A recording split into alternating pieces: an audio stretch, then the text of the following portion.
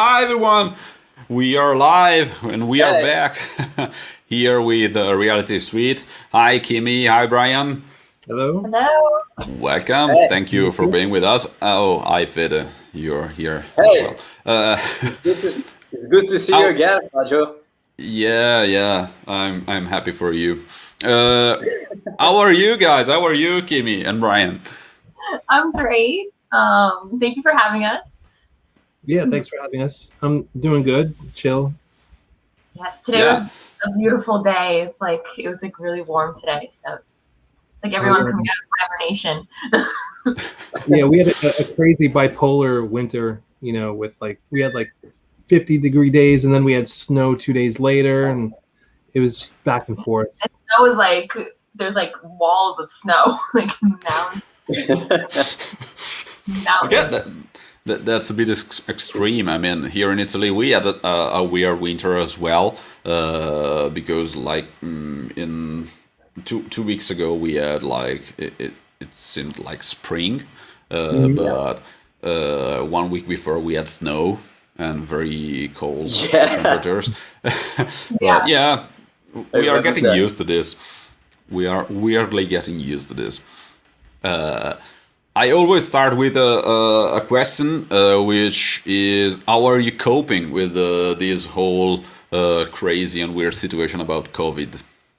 Oh, well, I mean, it's really been hard for me. I mean, I definitely feel like I fell into a bit of depression and had a lot of anxiety throughout everything, just because like all of our shows got canceled and just, you know, everything was different and just all the tension in the world and everybody, and especially with all the elections going on, like there was just so much anxiety and tension in the world. And I don't know. That's kind of how Triggers was born. Our single that we just released, about all those feelings, and like I feel like everyone was kind of like going through something like that. Like so, yeah. Yeah, But now I feel like now since the sun's coming out, it's just like I feel like things are starting to get better. Everything's starting to like lighten up, and you yeah, know, starting to see like the light at the end of the tunnel. yeah. A year ago, I mean, you guys know it was scary. I was sure I was gonna get COVID because just my luck. I was like, so, well, if someone's gonna get it, I'm gonna get it. Odds are I'm gonna get it. So I just started taking like extreme amounts of vitamin C every day, and we were really taking the quarantine seriously. I mean, my family were just ordering groceries in. We weren't leaving the house, and it was the first time and since Kimmy joined the band 6 or 7 years ago, we hadn't rehearsed for like 2 or 3 months straight. I know of a lot of bands that are still not rehearsing because of COVID, and that's really unfortunate.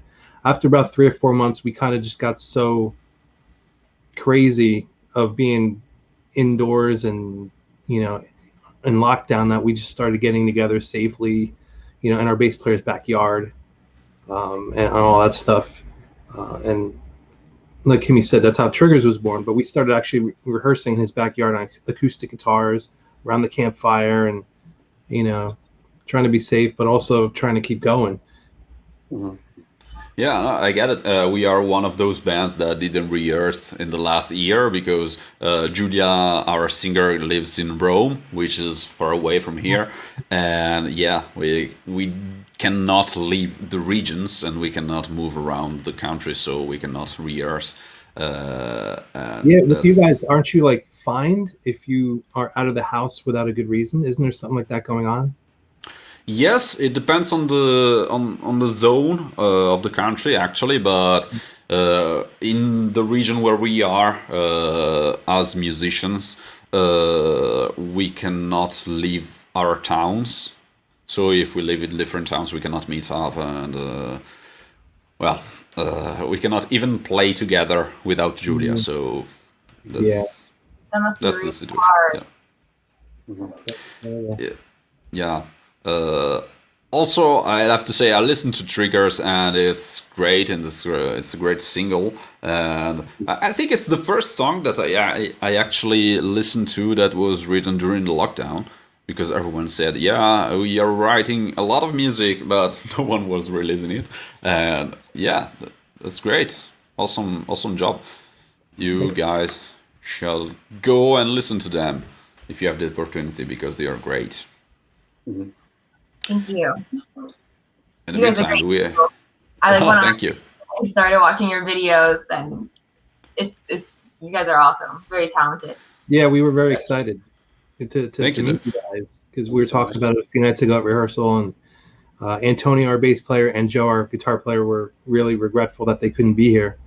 But we were kind of rubbing it in their noses that, hey, we're going to meet these guys. Oh, that's great. Do we have any comments, Fede? Yeah, of course, man. We have a greetings from Mikael. We say hello again to everybody from Germany. Hi, Mikael. Hi. Yeah, Hi, Mikael. Mikael. And also Dax or Darren. We say hi, everyone. Hope you're having a good day. Happy Friday here. Hi, Dax. Hi, Dax.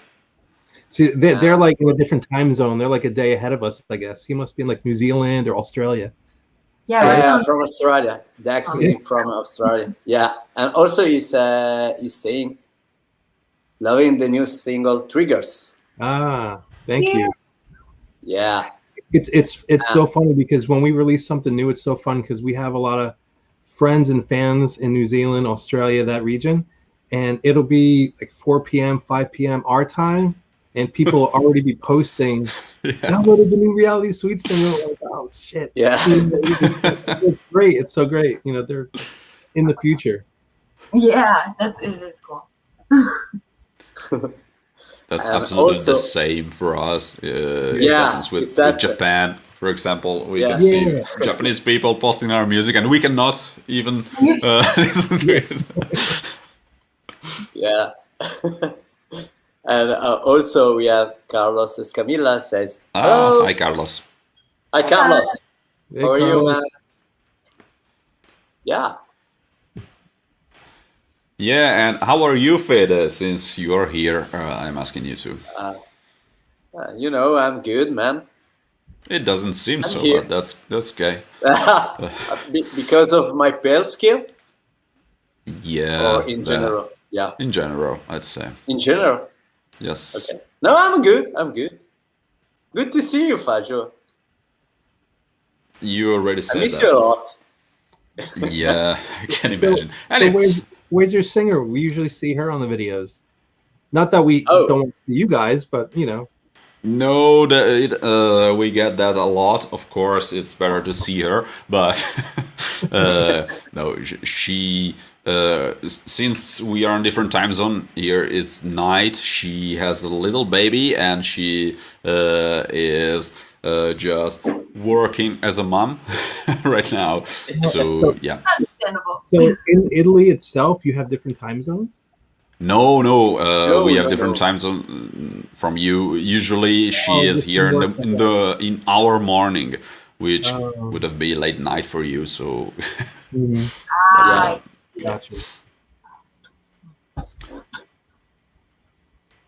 Anyway, let's go on with our first question, which is the usual. Actually, it's for both of you. For you, KIMMII, when did you start singing? And about you, Brian, when did you start playing drums and how?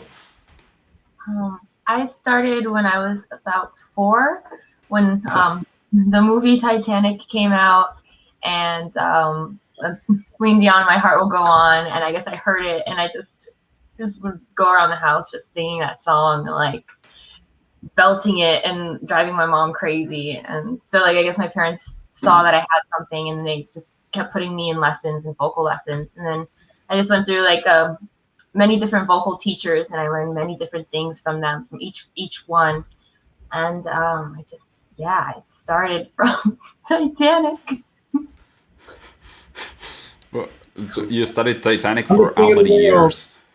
Well, no, that's how it like initially started, but then like I developed a love for singing, and I always remember singing. I never stopped. I wrote my first song in 5th grade, and I just never stopped. Yeah, I was also inspired to play drums by Titanic. The ship going down just made me think, I want to be a musician. I want my ship to go down. No. No. I had some older cousins that had, you probably hear this story all the time, but I had older cousins that had a vinyl collection. And in it was Kiss Alive 2, The Police, Synchronicity, Rush, Grace Under Pressure. I specifically remember those albums. And Kiss Alive 2, I can remember opening that gatefold, if you guys are familiar with it, and the big stage and the bombs going off.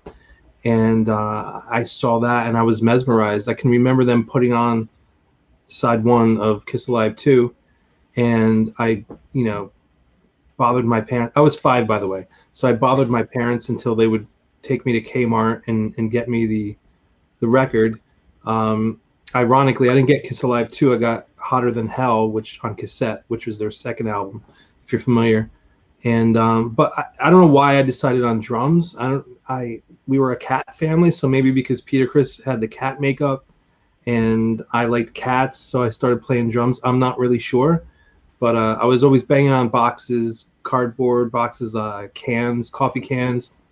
And then at age 5, my parents bought me a drum set at the local Toys R Us, and I destroyed it because those kid sets are, they're cheap. The heads are really Yeah, thin. they're toys. Yeah, they're toys, and I was hitting it like a drummer would because I saw the picture and the bombasticness, and I broke the drum heads, and my mother, of course, reprimanded me, screamed at me, and she returned it. And I got a toy robot.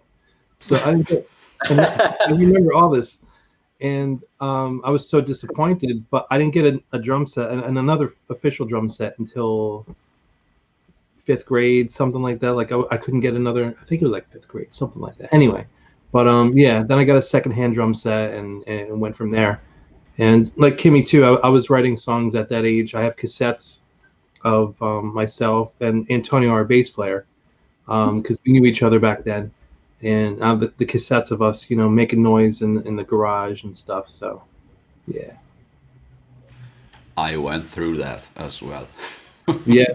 I still have my cassettes. It was crazy. I never listened to that. I don't know. I don't want to. Yeah. I still have all my lyrics that I wrote. Well, that's stuff that you save for the box set, right? When you pull out all the demos, and they're like, "All right, guys, we're reissuing your first album. We need to get something extra." So you're like, "Well, I have some demos from when I was 6." I want. Anyway, Fede, do we have any comments, any questions? Yeah, let me check. Okay. That's your job. Okay. Yeah, I know, man. We have Carlos Escamilla say, my Wi-Fi got laggy, but I'm back. Good. And what's your live streaming city of Santa Ana, California? I have to say, when I first read that, I thought he said my wife got laggy. My Wi-Fi, I said. Sorry, my English is so bad. No, it's funny. My wife got laggy. My wife is laggy. How dare you? Welcome back. Say hello to your wife.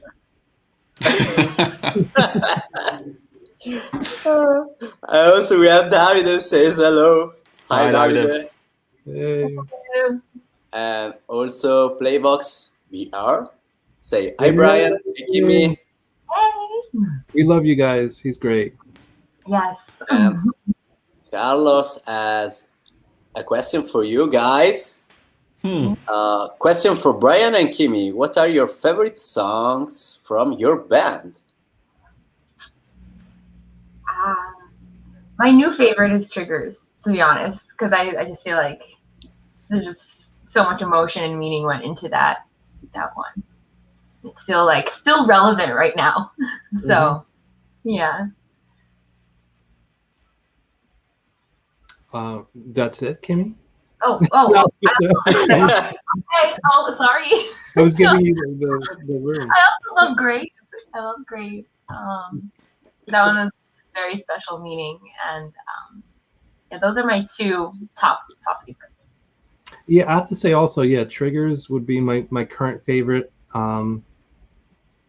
It's I feel like just the production, the arrangement, musically, melody wise, the writing, everything. I'm just really proud of how it came out, and I feel like it's not something we could have written 2 years ago. Not even for the topic, just from the arrangement and melody perspective.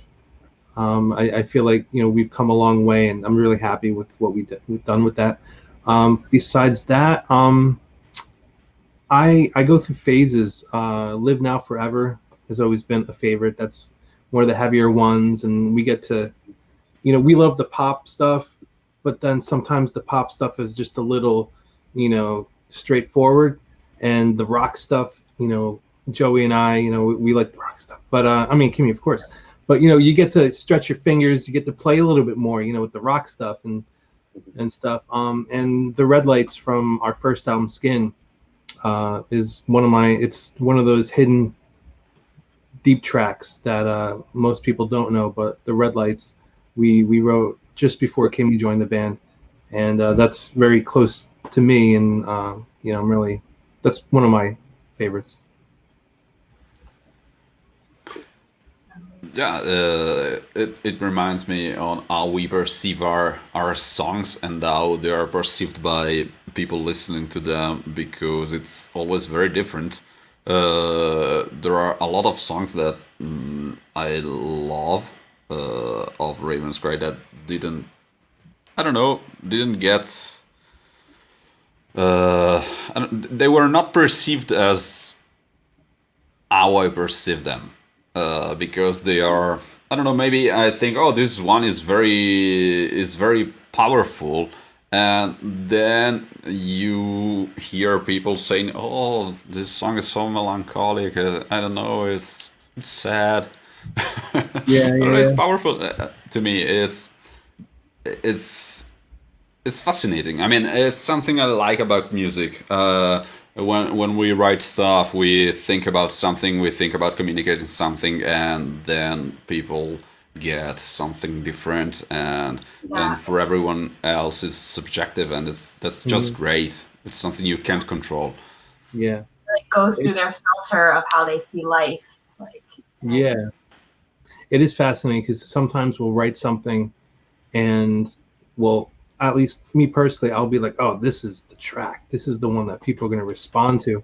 And for the most part, I think my gauge is my gauge is pretty good. Like when we did Die Dreaming and then Kiss the Ring and Triggers. But then there's certain songs, I'm not going to mention what songs, that I was like, oh, this is going to be in right there. And people don't respond. And I'm just like deflated a little bit, not like depressed, like, oh my God, what am I going to do? But just like, wow, I thought I called that, and it didn't, do what I thought it was going to do. And sometimes you'll shoot a video or spend a lot of time promoting a song, and you guys do as well, yeah, as you think it do. Like, I think that's like Grave. Like, I love that song, and I felt like say that, but yeah, I don't.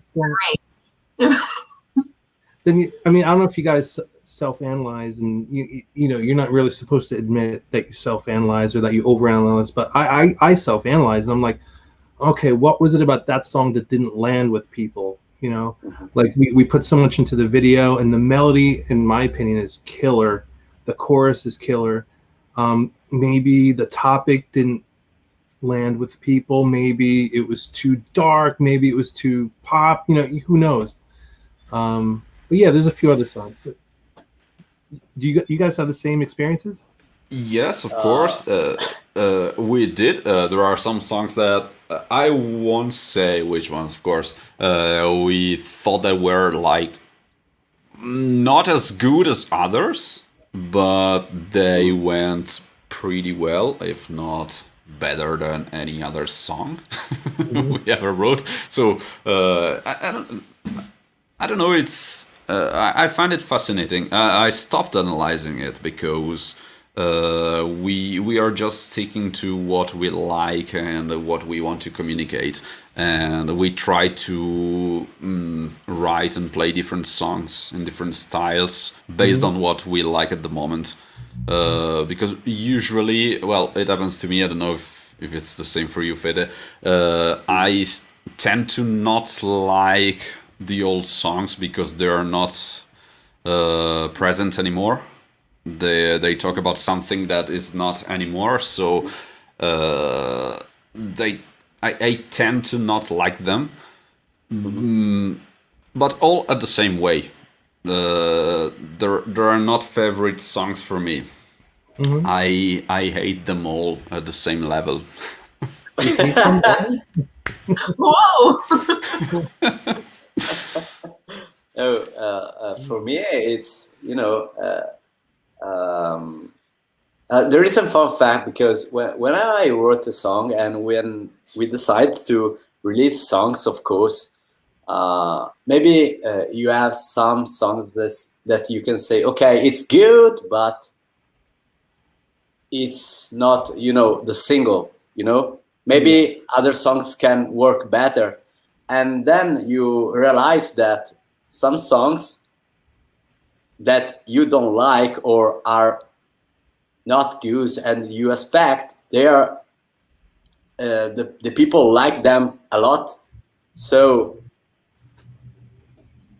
it's happened to me with the last album that we released last year, because they are all good songs, of course, but some songs for me are better than others, and I was expecting that song was really, popular. I don't know, but instead other songs did this thing. So yeah.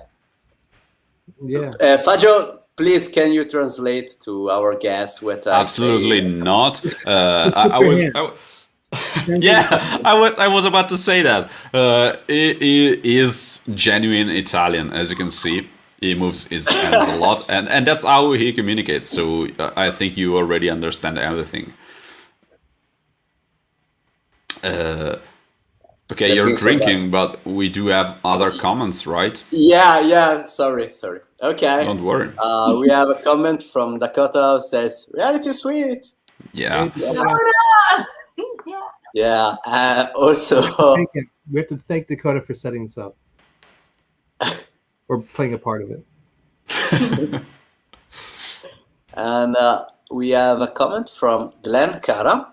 Says, "KIMMII, Which is a question. Adoria, Earth, Eyes." Yeah, it's a question. Sorry. Who comes up with all your outfits and makeup for photo shoots? Very intense. I do. Yes, I don't know. I just, when I go out shopping, I just go to the most unique, like weirdest thing I can find generally. And yeah, so that I just like collect weird like clothes and then hope to like create like a outfit for a stage, and that's how I just come up with my outfits. Awesome job. Great. But she's a great. very last minute type, so on the way to the gig, she'll stop off somewhere. And No, I'm the biggest procrastinator you'll probably ever meet. So like I won't know what I'm wearing till the day of, like a couple hours before the show. Like sometimes I'll just do my makeup and like an hour before I was like, crap, I don't know what I'm gonna wear. Yeah. So yeah. Also, Glenn says, you do a great job. Thank you, Glenn. You're doing a great job. There is also a question from Playbox. Pierre says, Triggers has just been released, which, by the way, we love her. And, there is a question. Are there more singles beside her full album? Well, right now we have some things in the works, but they're very very early stages. We are going to release something really exciting with triggers on it. Brian, do you want to announce it? Sure. We're actually going to be releasing Awaken, our 2019 album, on vinyl for the first time. So and Triggers Wow. is going to be the bonus track. So it's gonna incorporate some new band photos and a new track order to accommodate the vinyl format. And we're all really excited. I'm really excited to have our music on vinyl. I'm Yeah. so excited for vinyl because I just started collecting. Like Brian's been collecting for forever, but like I just started collecting. Yeah, Which collection? do it. And it's just so cool. Like the whole experience of listening to the vinyl and like everything that comes with it. It's just a whole experience. And like I feel like coming back, like a lot of people are getting into it again, and so excited to have it our own. Yeah, it's some friends of ours that have a record store in Easton, Pennsylvania called Spin Me Around Records. They're actually partnering with us to release it. So yeah, the pre-order should be starting sometime in May. So look out for that. But it was really exciting. Like KIMMII was saying, like that, even just like shifting the track listing. Like you got to think of records were like almost like two sets. You got set one on side A, side two is the second set. So you kind of got to start with a killer song and then give an experience and then end with a big song, and same thing on side two. So it was fun to kind of put some time into that. Cool. Rethink about the track list. Yeah, the experience. And of course, you will find any news about this on your website and your pages, right? Oh yeah, we haven't formally announced it yet, so this is kind of like the first that you're hearing about it. So come April, May, once we get more details, you'll start to see more about it. You guys have to go and subscribe to their Facebook page, Instagram page, and Twitter, and everything else, because you will find all the news over there, and you will have the opportunity to pre-order the vinyl and everything else, of course, not only the vinyl. Yeah. We do have other comments, but we will go back to them later as we go on with our questions. Second question, which was the spark that brought you to become professional musicians? Which was the spark? Yeah. Titanic. That's it, okay? The movie will go on with. I mean, I could, for myself, I don't know. Like I said, when I was age 5, and I became fascinated with playing the drums, fascinated with writing music, fascinated with the track listing. On the cassettes, it would say produced by Eddie Kramer, published by blah blah blah, and I was like, this is all so interesting. I didn't know what any of it meant, but it looks so cool. I wanted to be a part of that, and I don't know, just for me, it just became a life. Through grammar school, through high school, I was always in band. I started playing in clubs in high school. The guys in my band were older than me, so we were able to get into bars, where the drinking age here is 21. So, and then it just, there was never a decision for me. It just kind of evolved. Yeah, I don't know. I started singing and I didn't shut up.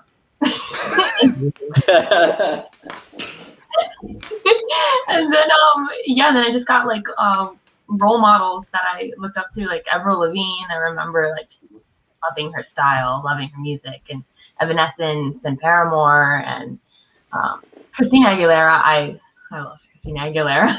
She's great. Yes. Absolutely. Yeah, and just I don't know. Yeah. I have to say, like, some of my idols as well, like, I keep going back to Kiss, but like Gene Simmons and Paul Stanley, Lars Ulrich from Metallica, Rush, those guys, I always saw them as being leaders and people that were driven, and I just always kind of looked at them as role models as well, and Avril Lavigne, of course, but I'm just a skater boy.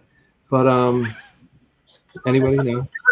Yes, of course. I got it as a gift from one of my really good friends in like second grade. I remember she gave me that album, and I was so excited. So Yeah, I loved her first album back then. I loved it. I just didn't. I guess I didn't follow it after that. I don't know. But yeah, I don't know. They were inspiring to me. The whole, I guess, the intellectualism of how they took it, especially like the Rush guys. Do you guys listen to Rush at all? Of course. Yeah. So like just how they were so nerdy and so serious and so like serious. I don't know. And they made rock and roll and rock music seem so legitimate. You know, Kiss Yeah. was so like kind of cheesy. I mean, you know, they were kind of cheesy, but then Metallica came around and they were, you know, Lars is so like professional, you know, and I just saw that as like, yeah, I want to be like that, you know, talk with my hands a lot, talk like Lars, but you know. Yeah, I get it. I totally get it. Also, I also love Rush, to be honest. Well, I'm a bass player, so I was inspired by Geddy Lee, of course. Well, I think they are, well, they were, sadly, one of the best bands ever. And they were playing some parts that are absolute genius. Oh yeah. I mean, well, I want to start to talk about Rush because I won't stop until tomorrow. But I'm just gonna ask you a question though. I'm gonna ask you a question. What's your favorite Rush album or period era of the band? I'm not good with names, but I think that around when they released the song "Circumstances," which is not a song that is very popular, but I don't know, I like it a lot. Oh yeah, that's one of my favorites. Yeah, and also of course the classics YYZ and all the stuff, Villa Strangiato and all. I don't know, I love them all. It's like they make me live emotions, which is something that other bands don't do, and they are very technical also, which usually to me is a downside, but it's not for them. They are making they're making you feel music like it's very natural, but if you go and study it, you find out that it's extremely technical, especially the drum parts, where Neil Peart was always reading the parts. He was not able to improvise. He was just unable, and he said it in different interviews. He was always reading, and he had to read every single fill and every single note, even during the live shows. And it's crazy because if you go and listen to the drum parts, they are extremely complicated, and it's just crazy. Oh yeah, everything's well thought out. Yeah, that's awesome. Anyway, let's go on with the next question, shall we? Which are the albums and the bands that have influenced you the most during your musical growth? Oh, there's so many. Like the different stages of my life, there's like different albums and artists and bands. But I mean, right now, I would say for sure, Hailstorm, Pretty Reckless, In This Moment, Meg Myers, and so does Brian actually, right? And yeah, again, Avril Lavigne, Christina Aguilera, all those like really strong female-fronted bands and women singing like powerhouse voices. I love the powerhouse voice. Okay, so the key albums.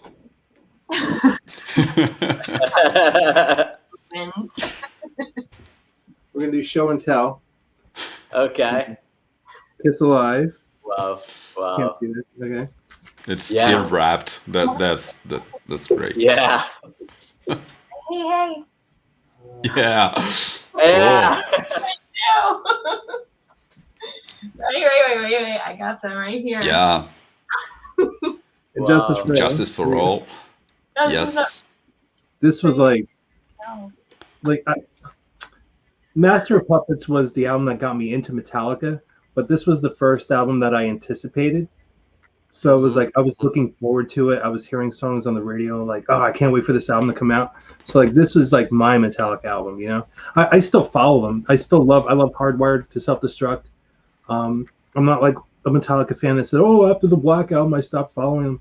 I still love. There's still a huge influence on me, but this is like, to answer the question, this is like one of those albums, you know. So Awesome. Oh, Yeah. it's Linkin you. Park. Park. Yeah, great. Times right there. That's my favorite Linkin Park album. Yeah, it's a Yeah, gold. me too. Actually, it's gold. It's really pretty. Yes. Oh, extreme. Oh, extreme. Oh, gold. Awesome.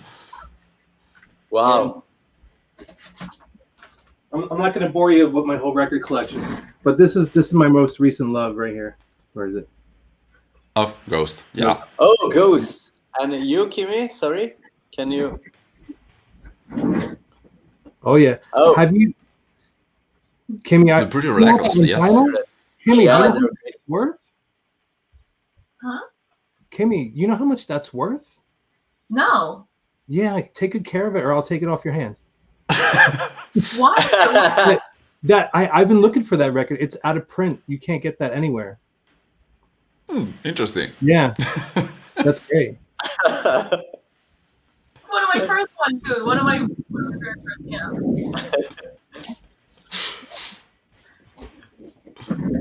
I got the new one, but I don't have that one. Wow. Anyway, Oh my god, which one's that? That's the new newest one. one. This Yeah, is you don't have this? no. See, I would have gotten this for your birthday, but I thought for sure. Oh, that's so funny. He got me You're not going to get flagged for this, are you? he got me a record for my birthday, but he ended up getting me Red Hot Chili Peppers because that's like my favorite band, like hands down. And like I don't have that many records, but it's funny that he got the one record that I actually already had. Yeah. She was always talking about these old records that what did you inherit them from your grandmother or something like that? I inherited the 45s from her, but I Okay. went to a garage sale and I got a bunch of a pile of them. And just like, here, take them for $10. Mm. Sure, cool. Maybe I'll find some like old cool music that you can cover and make new or whatever. Like discover something cool. And there's some really weird. Actually, I have a strange thing. I have a lot of weird 45s as well. Yeah, I don't know. I have a lot of Kiss on Italian vinyl.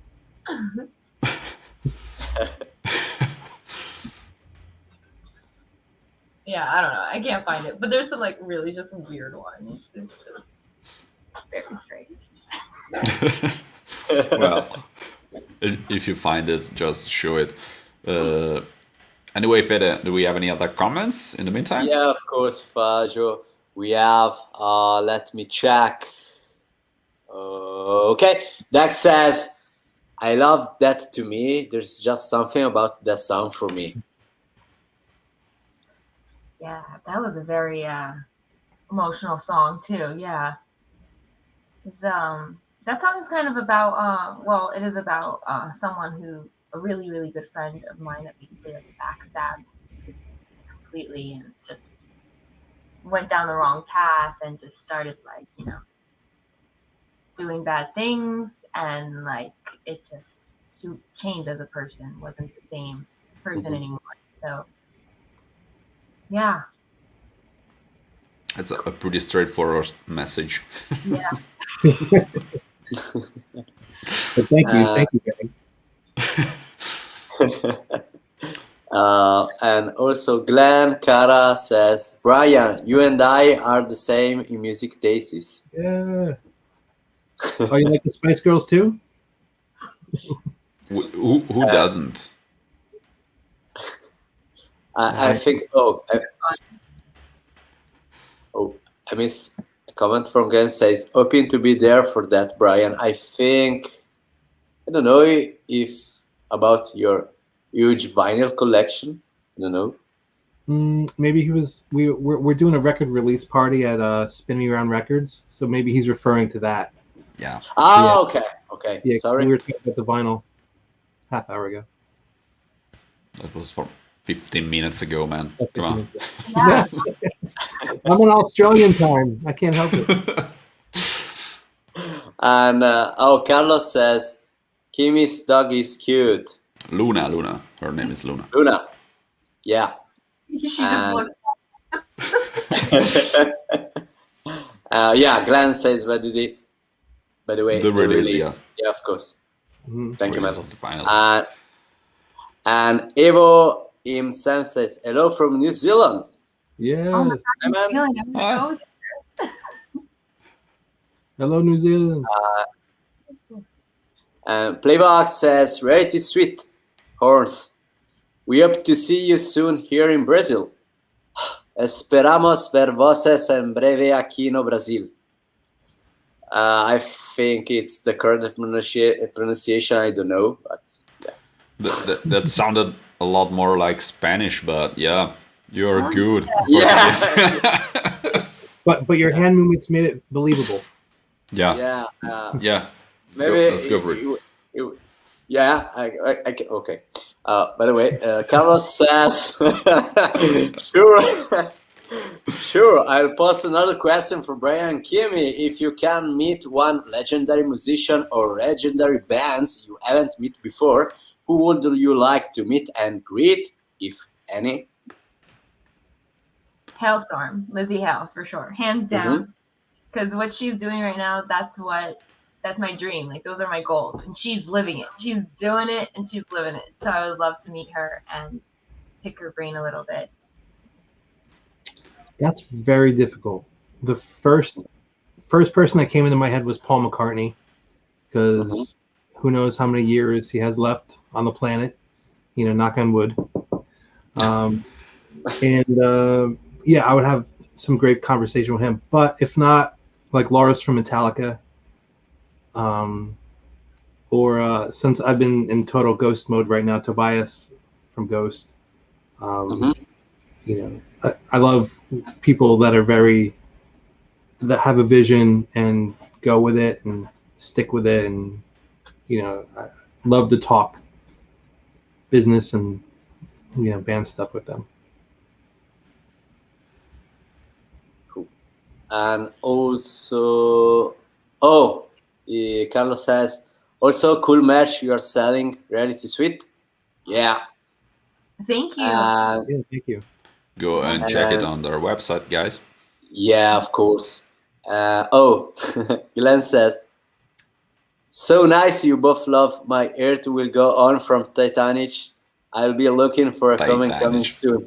Titanic. I love your English. Maybe we should rock it out. It's a mess, Yeah. We should do like a heavy version, like maybe do it in drop D and like raise the vocal. Yeah. Oh, really? Yeah. Awesome. We should try it. Yeah. Cool.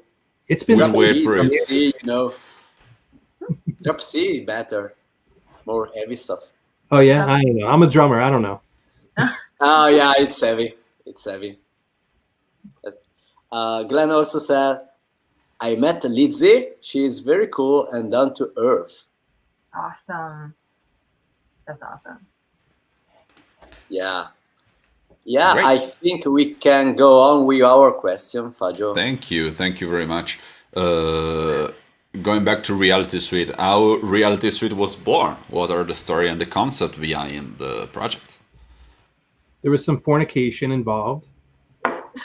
That's getting interesting. Well, how were they born? Absolutely not. With lots of liquor. We were born. Okay, now I get it. I guess we were born. Of course. Okay. All right. Well, all right. I'll bring you up to the point where Yeah. I'll talk them up to Craigslist, and you take it from there.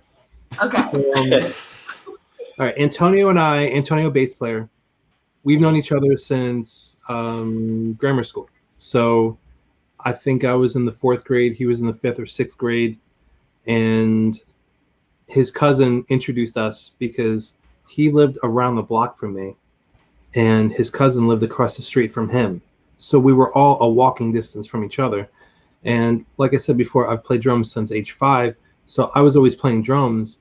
And my friend Paul, who was friends with Antonio's cousin, said, well, you play drums, and my cousin, he plays guitar. You guys should know each other.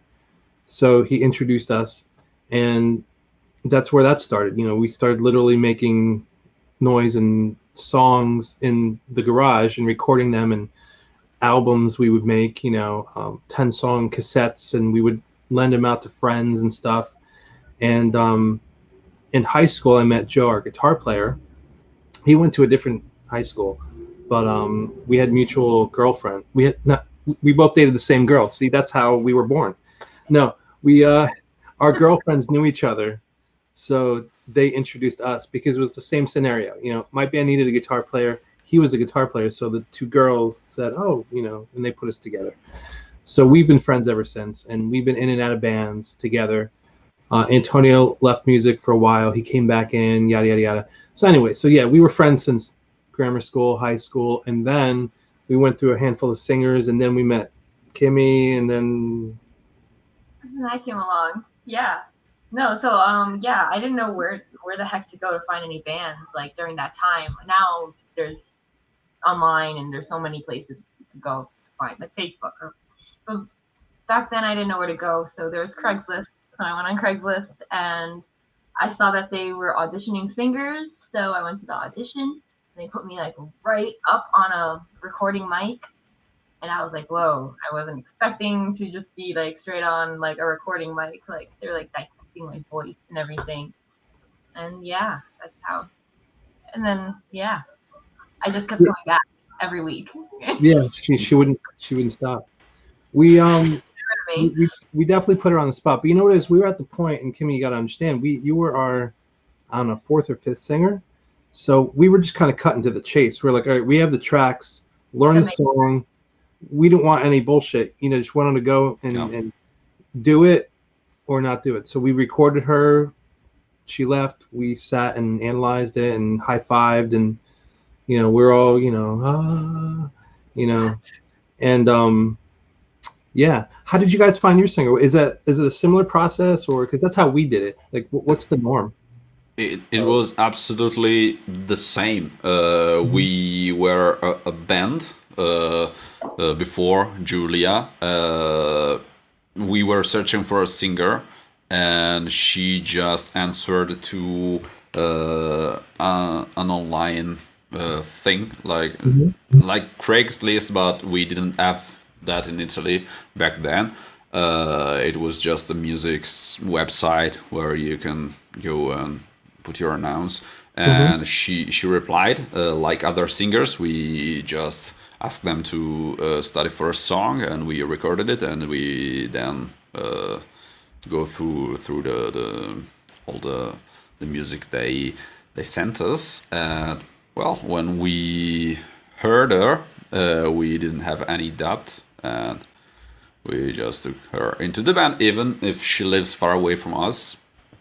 But she is great because she always comes here. She travels a lot to be able to practice, write songs and everything else. Awesome. It's going on since 2008. So yeah, we're pretty old. Wow. Wow.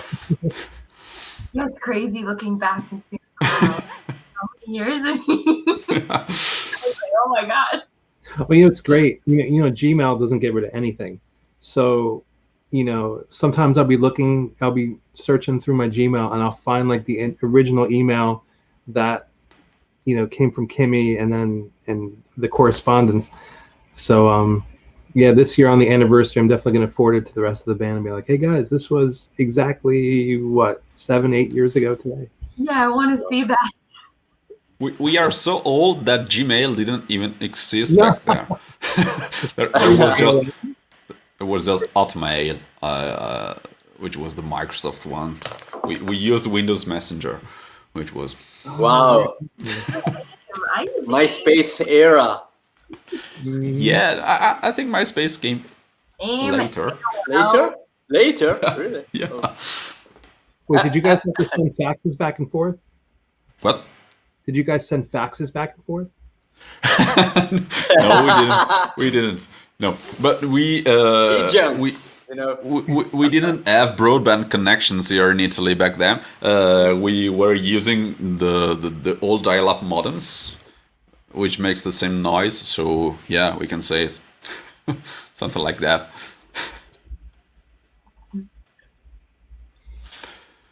Anyway, let's go on with our next question, which is more specific. It's about the songwriting process. What's the songwriting process of the band? How do you usually come up with your ideas? Honestly, every song so far it comes together in a different way. We throw ideas on a drive, and if it sticks with someone else, like they'll continue writing to it, and then we'll just come together, and like it starts one way, and then it's just like a metamorphosis, and it just changes into something totally different, and it's really different. Yeah. So this was a campfire. We wrote it around a campfire, and some of the other ones was like more individual, and then we came together and then added to it, and then yeah, it's the one thing about our band that I believe makes our sound a little bit more unique, whereas it's not like one or two guys writing everything from their perspective and the other two just kind of follow suit. Everybody in the band contributes. So like KIMMII was saying, there might be a song where, like, say, Joey brings in the riff and the good structure of it, and then KIMMII will be like, well, I have this idea, and then she'll throw down a vocal, and then I'll say, well, you know what, why don't we try this for the chorus, and then we'll flip that around and then try that, and then how about this hook, and then we'll try that, and then Antonio, the bass player, will be like, well, you know what, that's a little boring, why don't I try this? And then we're like, oh, that's really cool, why don't we all try that? So it's kind of like she was saying, a metamorphosis. It's everything kind of evolves until we're all really happy. And I think one thing I'm pretty proud of is also that we can tell each other when we're not really, if something sucks, we tell each other, that's not really good, or you know what, this could be better, or this is not cool, or whatever. And yeah, our egos aren't all that big. There are some egos, but they're not. We are pretty used to that as well, because we usually come up with ideas from Fede. He brings his own ideas, and then we do the exact opposite, and all the music is great. And that's that's how we write music. Yeah, it's our method. No, I have of course. tons of.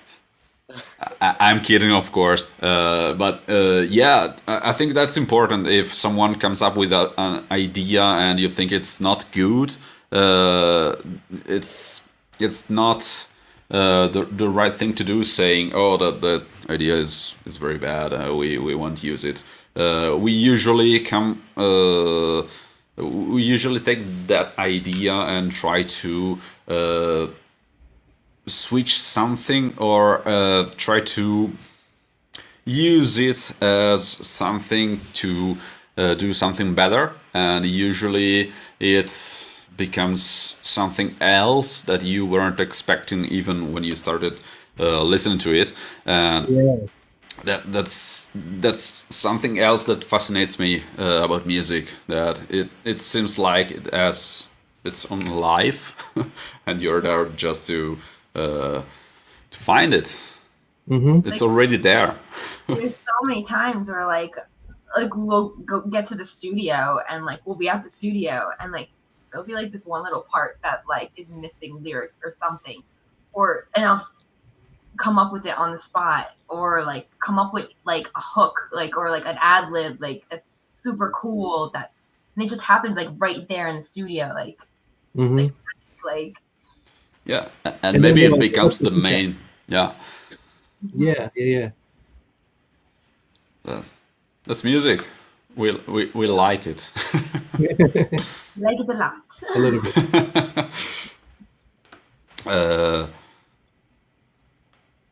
Fede, Davide says that Yeah. you are a little distracted tonight. Yeah. What do you mean, man? What do you mean, Davide? Common. Distracted by what? I What don't are know. you? I don't know. I don't know. I don't know. By the way, we have other comments since Davide. Let me check. One comment from Carlos.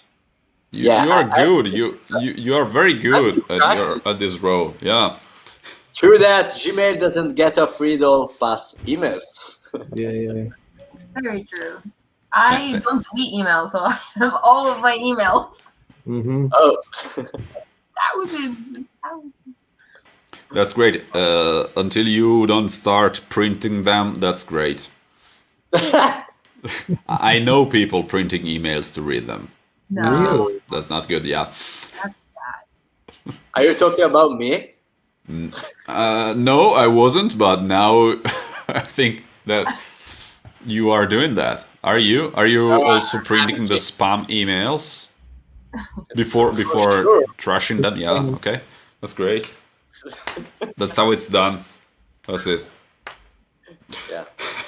Anyway, guys, do you remember your first live performance with Reality Suite, and what was your best live performance ever? Yes, actually, that's like one of the shows that sticks out to me in my head because it was a really awesome show. We packed the place. The turnout was awesome, and at the end of one of our songs, "Playing with Fire," everyone just like echoed back to us like "oh oh oh oh oh," and it was just so powerful. Like everyone just echoing back the song to us. It was the first time I was on stage with Reality Suite. So. Yeah.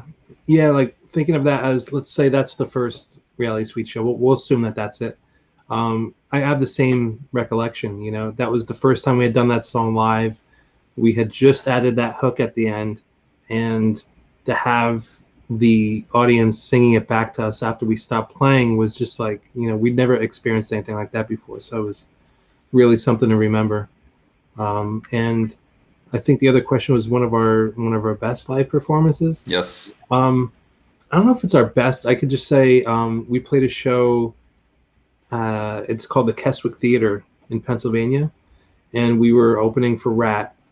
And I just remember we have video of it too. And I just remember the feeling of being on a stage that size and the audience that big, and the lights, and just the energy. That energy that comes out that you don't really expect. Yeah. And it's so true. It sounds so cliche, but when you're on a big stage in front of a lot of people, something else comes out of you that doesn't come out of you when you're playing at a small venue. It's something that you guys can relate to, right? It's just like, wow. Yes, when you are playing in front of a very big crowd, and for us a very big crowd is like 25, 30 people, the energy that comes back from the people in front of you is something that you are not expecting to happen ever before, because I don't know, it's something completely different. I love playing small venues as well, of course.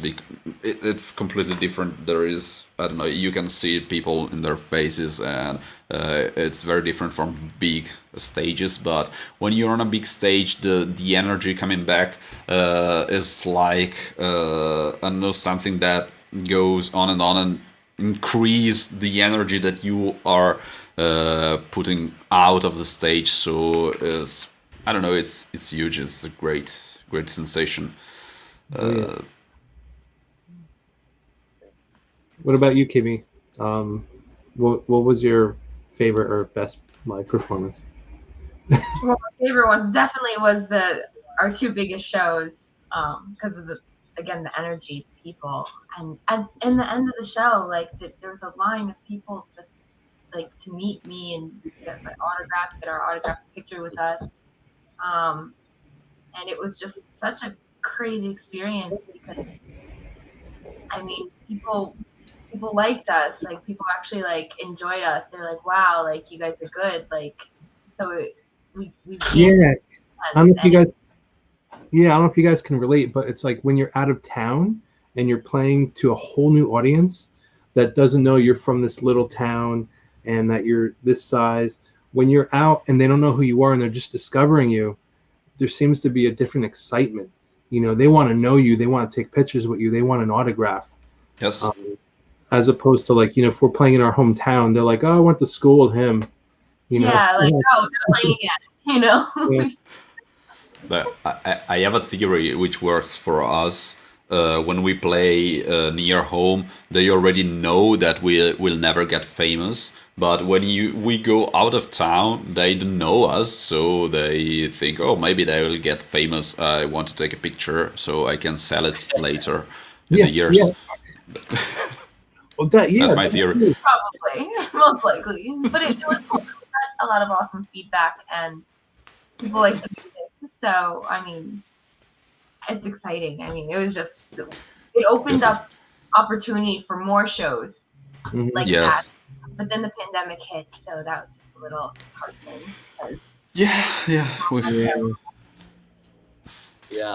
We miss playing live just a little. Just a little. I'm going crazy. There is an interesting question from Glenn Fede. Yeah.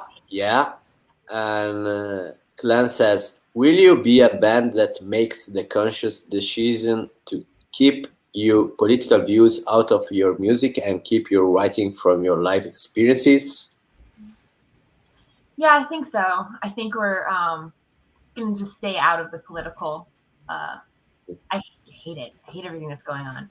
I hate that stuff. So I'll just stick to writing about emotions and life experience. Yeah, I think we can express ourselves and still be relatable to everybody without. Why divide people even more? Like it's just, I don't know. Yeah. We're not going to go there. Yeah, I'm not a big fan of agendas. So if a singer has an obvious agenda and they're trying to shove it down your throat, that's a turnoff to me. So yeah. By the way, I agree. To be honest. Thank you. By the way. You already anticipated something, but this is the official question. What are the plans for you and Reality Street in the future? Ooh. We're breaking up tomorrow. No. This is the official. This is how we're letting everyone know. No. And then you release the vinyl. That's great. Yeah, there you go. I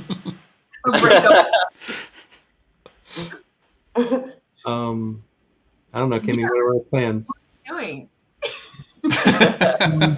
All right. So we have some like things in the works, like songs started, but we've got to sit down and concentrate and really hone in on them. We have like 3 or 4 shows kind of booked, but we're not really announcing them until we're 100% sure that they're happening. Yeah. Because you guys know, like 2020, there were certain shows that just kept getting postponed, and we kept saying, nah, that's not going to happen. We're not even going to announce it. And then they would just keep getting postponed. So now it's at the point where like, okay, when it's about 6 weeks to the show, then we'll really announce. So there's a few shows. There's the vinyl release, which we're really excited about. And I would think that we'll definitely have some new music this year.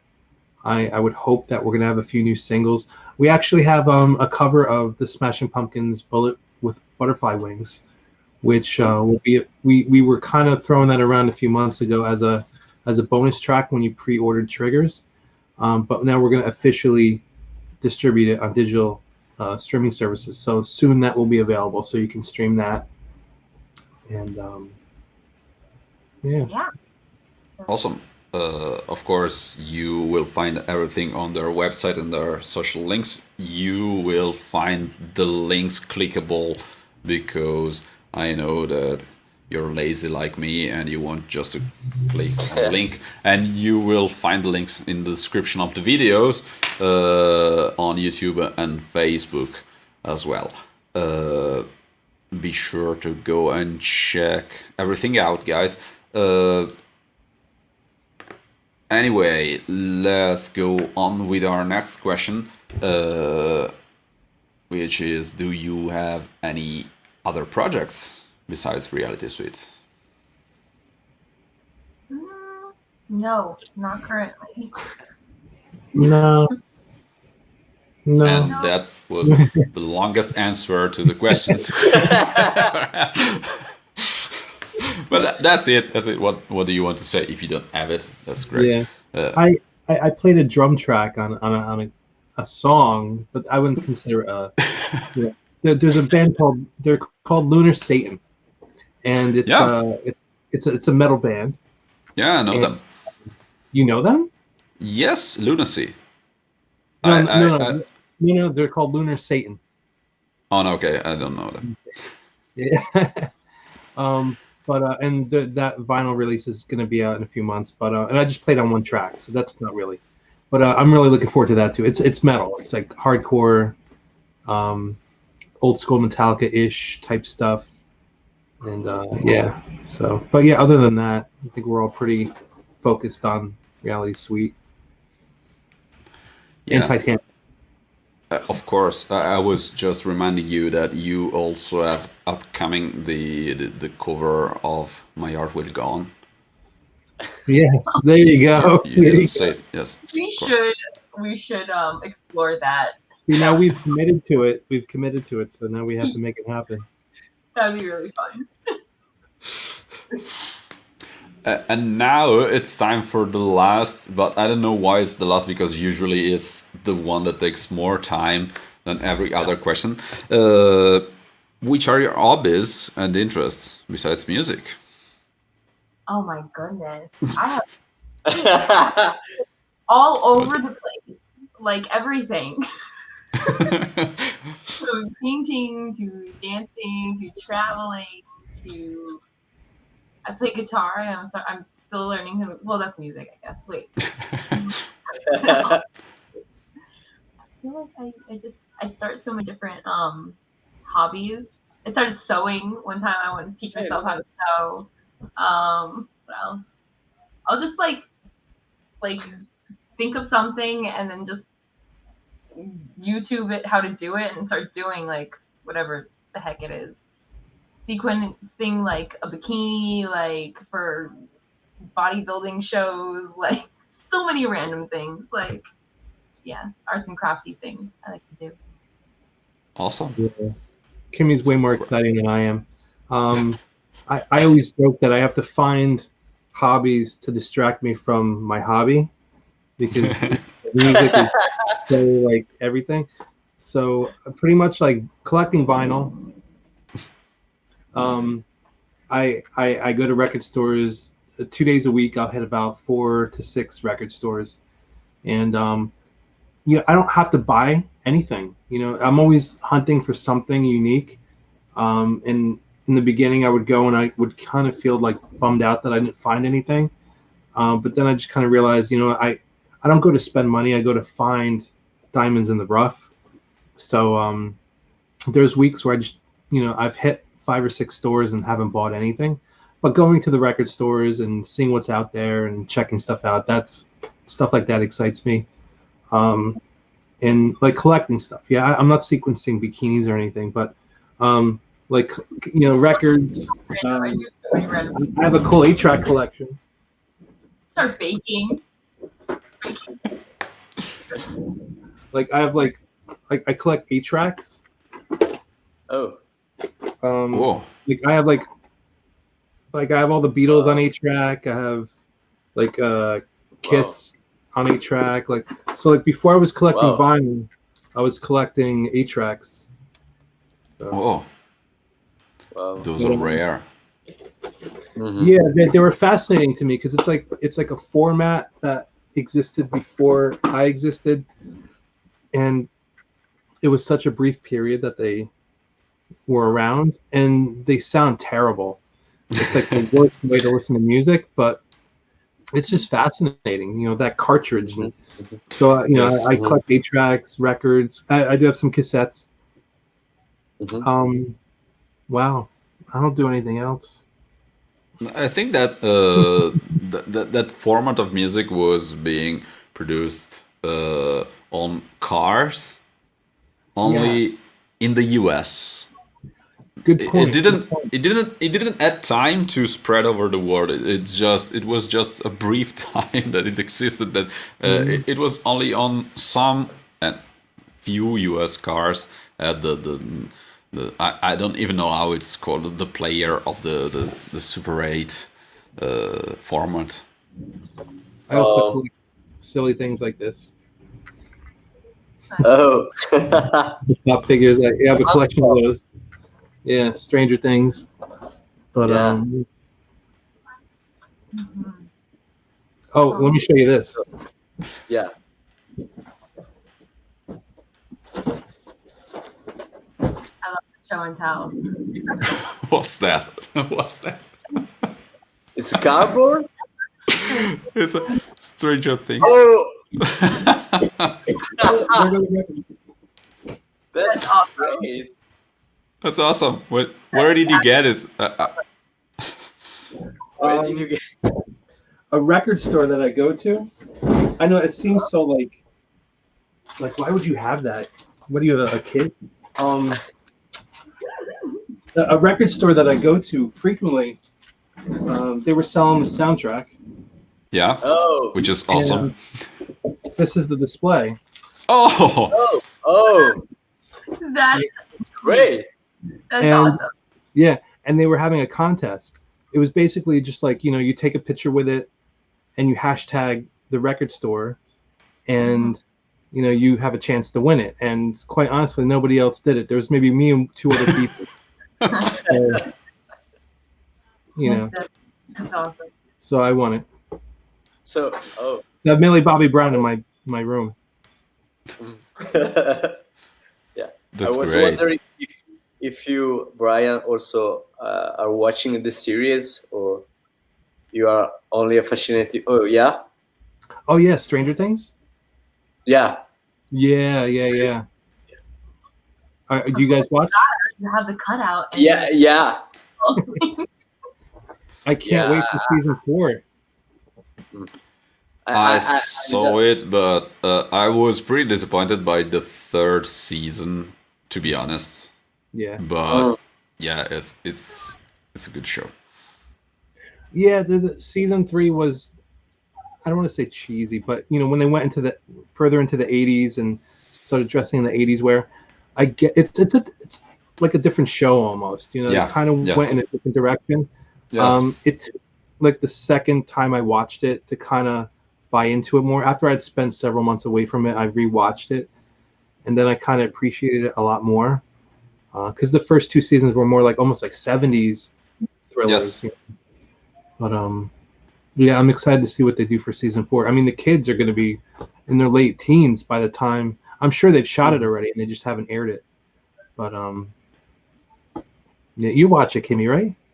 Or no? Yeah, I watched it. I'm not sure if I remember the last season. Now I'm like, I can't think. In the mall. They were in the mall all the time. Oh, I don't know. I need to refresh my memory. I think I watched Yeah. one. I watched the other ones though. No, we're all watching. What's it called? Shameless. We're all watching. Shameless. Shameless. Mm. You guys watch Shameless? I don't. I saw it on. The first season. Yeah. Wait, because I saw a lot of series. Which one is Shameless? It's with the father who's a drunk, and the kids are all just kind of reckless. There's a lot of sex in every other episode. Some drugs. I think I didn't watch it. I have to catch it. It's on Netflix, so I will. It's not representative of all Americans, so it's just But I'll take a look at it.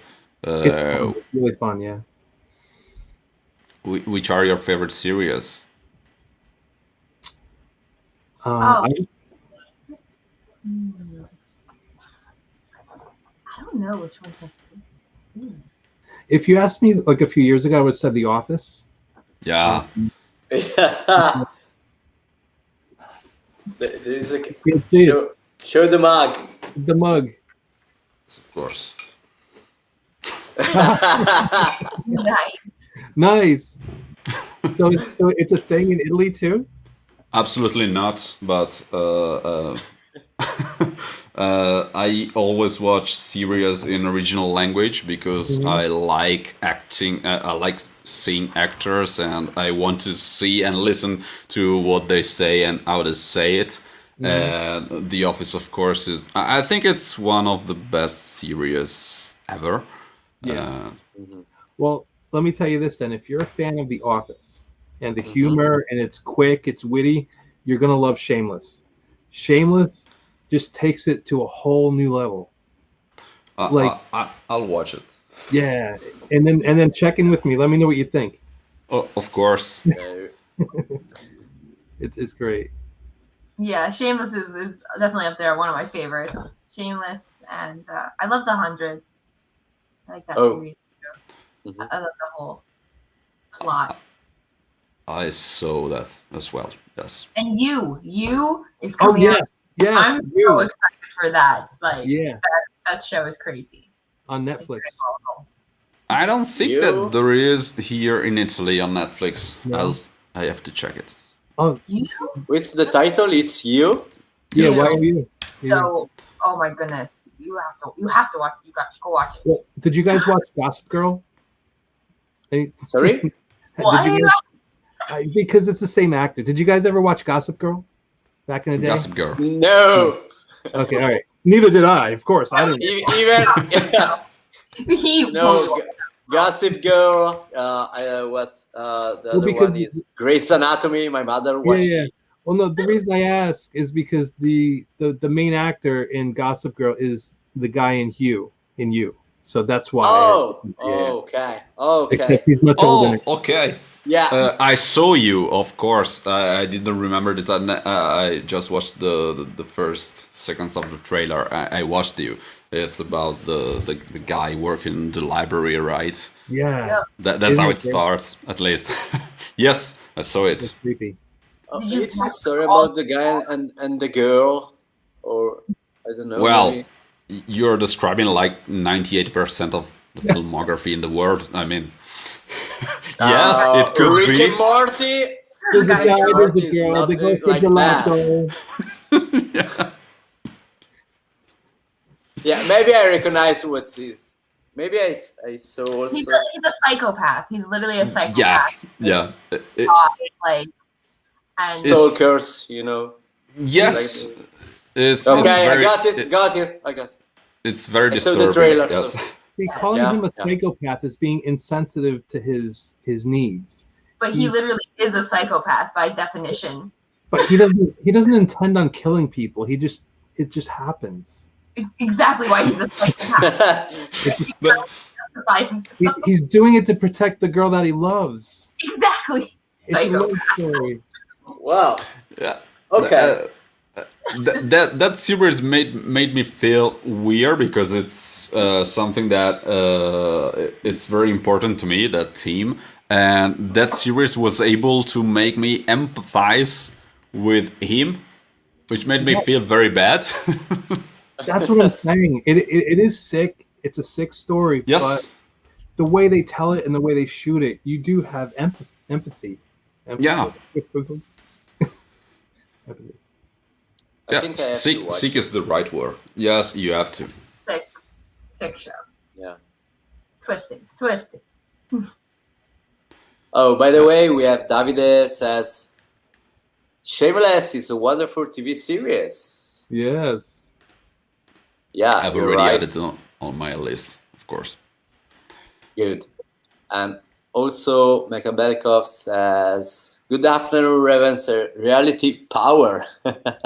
Sorry for arriving late. No problem. Welcome. And also we have Static Slipknot, sorry. Say hi from Argentina. Argentina. Hey. Hola. Yeah, you. I have to watch it. Now I recognize the series. Yeah, I think that I'll do that right after this live chat because you made me curious about Shameless. I go and maybe I'll binge watch it and I won't sleep, and tomorrow when I have to go to work in the studio, I will be a zombie, and that's on you guys.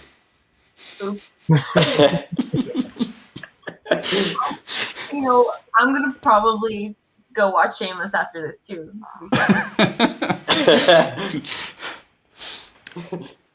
That's great. Anyway, I think this was it. We usually end these live chats with a very official final speech. It's But your turn. Do you usually end it with a cameo from Millie Bobby Brown? No, this is the first time. Thank you very much for it. Let me record this moment. It's so great. It's not as creepy as it looked, trust me. I won it. It's not my fault. That's legitimate, yes.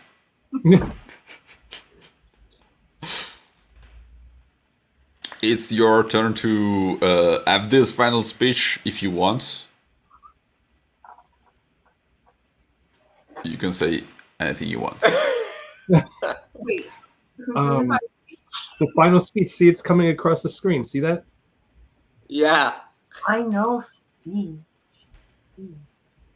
Final speech. So this was fun. This was awesome. I can't wait to visit your country again. It's fascinating to me. Visit your country. Yeah, like I said earlier, I visited in 2017, and I did like Florence and Rome and some other. I'm the worst because I'm forgetting where we went. The Vatican. Yeah, we did the tourist stuff, okay, but I also did a bunch of record stores, so that was awesome. I found some like Kiss and Rat Italian pressings and Queen and stuff like that. I came back on the plane with like vinyl like this big, like I couldn't fit it in my suitcase, so I had to carry it in a canvas bag.